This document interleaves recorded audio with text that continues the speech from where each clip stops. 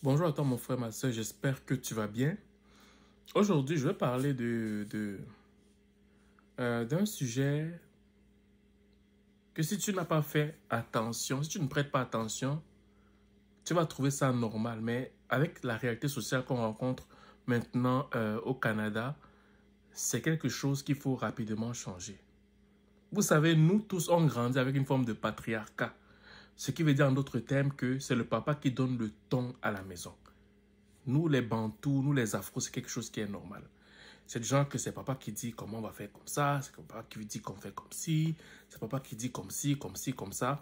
Mais bref, ce background dans la façon de fonctionner est dû au fait que, généralement, c'est le papa qui a des fois un emploi, ou parfois c'est le papa ou la maman qui a un emploi, mais c'est papa qui donne vraiment les décisions centrales et tout le monde suit.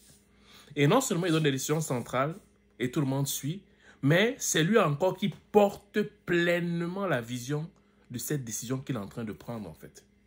Mais quand tu arrives au Canada, c'est quelque chose que tu dois éviter de faire parce que tu vas vraiment tomber en dépression. Ok? Le Canada est un pays où si tu ne lègues pas ta charge à ta femme, tu vas avoir beaucoup de problèmes psychologiques. Il y a beaucoup d'hommes là que tu vas marcher dans la rue, là, ils sont dépressifs, tu ne te rends même pas compte de ça. Pourquoi? Parce que pour eux, c'est toujours eux qui doivent porter la charge pleine de la maison, les idées de la maison, la projection de la maison, c'est toujours eux. Parce qu'ils veulent prendre le fonctionnement de l'Afrique pour l'amener en se disant que c'est l'homme qui fait tout. Non, l'homme ne fait pas tout ici. L'homme ne fait pas tout. Parce que tu es sollicité en tout temps. Comment tu pourras tout faire? Honnêtement, les publicités te sollicitent. Quand tu roules, tout ce qui est fait autour de toi, quand tu rentres, tu prends ta voiture, que ce soit pour aller au travail, que ce soit quand tu rentres pour aller à la maison, tout ce qui a été mis en place a pour but de solliciter tes sens. Donc, sans même travailler déjà, tu es déjà occupé émotionnellement parlant. Bon, imagine-toi, tu vis comme ça pendant 10 ans, 15 ans, 20 ans, et tu veux prendre la même charge familiale que tu prenais en Afrique, tu la transfères ici, mais tu vas tomber en dépression. Le fait d'avoir confiance en sa femme, en lui léguant certaines responsabilités pour que ton fardeau soit moins lourd, ne fait pas de toi un père qui est insignifiant, je veux dire. Le fait pour toi de léguer une forme de responsabilité à ta femme ne fait pas de toi un père mou. Non, au contraire. Beaucoup comment dire ça, d'hommes forts vont te donner ces impressions-là. Mais regarde comment ils vivent. Je veux dire, ils amènent leur foyer dans la dérive, dans l'échec. Pourquoi? Parce que tout passe par eux. Quand tu vois la différence entre un homme qui décède, mais qui a toujours été avec sa femme, et un homme qui décède, qui est certes marié à une femme, mais qui a toujours tout fait par lui-même, et que la femme suivait seulement, tu te rends compte que c'est deux opposés. L'homme qui est parti de cette terre, mais qui a toujours fait les choses avec sa femme, tu te rendras compte que sa femme va toujours prendre le train comme s'il a toujours été là. Le train quotidien ne change pas. La qualité de vie ne change pas. Le management des enfants ne change pas. Le management des affaires de l'homme qui était là ne change pas. Pourquoi? Parce qu'il était partenaire avec sa femme. Mais un monsieur qui avait toujours tendance à vouloir tout faire par lui-même, quand il n'est plus là, sa femme est complètement perdue. Complètement perdue. Complètement.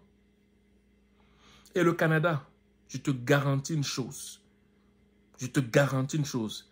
Si tu prends la responsabilité, si tu prends la décision, si tu prends les résolutions te poussant à prendre ta femme comme celle avec qui tu vas cheminer, celle avec qui tu vas marcher, celle avec qui tu vas affronter les défis du Canada, vous allez aller très, très, très, très loin. Ne regarde pas les séances cinématographiques de beaucoup de couples ici au Québec, Canada, qui donnent des impressions qui sont unies. Dans la maison, chacun gère son foyer 50-50. Déjà, je donne 50%. Ma femme donne 50%. Et ce qui reste dans les comptes bancaires, hein, personne ne doit... Vraiment, je ne comprends pas cette histoire-là. moi, Donc, en fait, deux êtres humains qui se sont mariés pour le meilleur et pour le pire ont des salaires. Ça rentre dans la maison. Personne ne connaît ce que l'autre fait avec son salaire. Le plus important, c'est que je donne ma part, il donne sa part. Des gens qui ont dit, oui, je le veux. Tu connais ta femme sans caler. Elle connaît comment tu es sans caler. Quand elle poussait, tu étais là. Mais pour l'argent, chacun se sépare. Moi, je ne comprends pas. En fait, je ne comprends pas cette notion de 50-50 sous cet angle avec son partenaire. En fait, moi, j'essaye, mais je ne comprends pas. Tant que tu n'impliques pas ta femme, je parle au monsieur, je parle au père. Si tu n'impliques pas ta femme et que tu veux faire ton patriarcal style, je te dis la vérité, tu vas t'épuiser. Et tu vas t'épuiser bêtement. Mais le jour où tu vas décider que, bon, moi, je vais peut-être impliquer ma femme, mais tu vas te rendre compte que, mais attends, pourquoi je n'ai pas fait ça depuis longtemps? Et maintenant, la question se pose. Est-ce que tu as donc choisi la femme de la bonne façon? C'est la question qu'il faut se poser parce que peut-être que tu ne veux pas impliquer ta femme parce que tu sais comment tu l'as choisi. Là, c'est une autre affaire. Si tu l'as choisi parce que tu avais le pouvoir du Canada, tu es parti la pêcher là-bas comme une goyave dans un goyavier. Et tu l'as épaté avec ce que tu avais. Tu l'amènes ici, là. Ah, ben je comprends pourquoi tu ne lui donnes pas la confiance. Parce que elle a épousé ton statut, elle n'a pas épousé ta personne. Raison pour laquelle tu as peur. Mais si elle épousait ta personne, ça devait être une normalité de lui léguer certaines responsabilités. Donc moi, je parle à ceux qui se sont bien mariés, qui n'ont pas court-circuité le mariage, qui n'ont pas donné des impressions pour qu'ils épousent la personne, ok, qu'ils rêvaient épouser. Par passion, par intérêt, par, je sais pas moi, je veux dire, avec des mauvaises intentions. Moi, je parle avec des personnes qui sont sainement mariées. Si tu es sainement marié, tu as pris le temps de choisir ton partenaire comme il faut, tu as fait les choses comme il faut et tout ça, je te garantis que si tu lègues certaines charges à ta femme, vous partagez, tu lui donnes la possibilité de donner son opinion par rapport à la projection du foyer, je te garantis que tu vas gagner beaucoup en temps. Surtout dans un pays capitaliste comme le Canada, en fait. Voilà. J'espère que cette vidéo va t'aider. Sur ce, je te souhaite de passer une excellente journée ou une excellente soirée, dépendamment du lieu où tu m'écoutes. Ciao.